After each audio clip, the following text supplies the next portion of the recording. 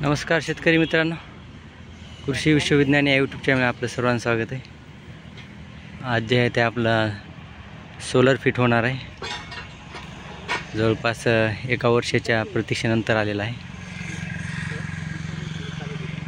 3 HP आहे।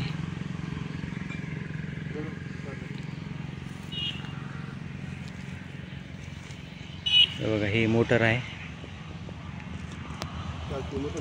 या बॉक्समध्ये हेड आहे, बाकी हे साहित्य त्याला लागणार, दोरी। त्या बॉक्समध्ये स्टार्टर आहे।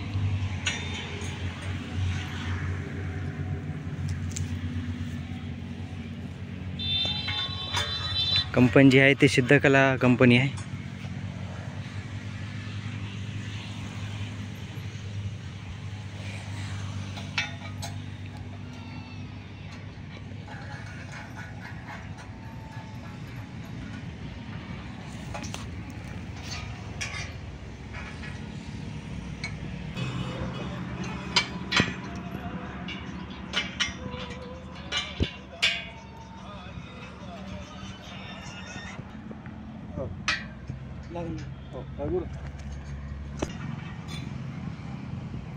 फिटिंग चालू आहे।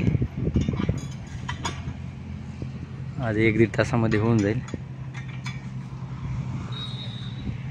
तर असेच शेतकरी मित्रांनो, पुन्हा पुढील व्हिडिओमध्ये भेटू। जय जवान जय किसान।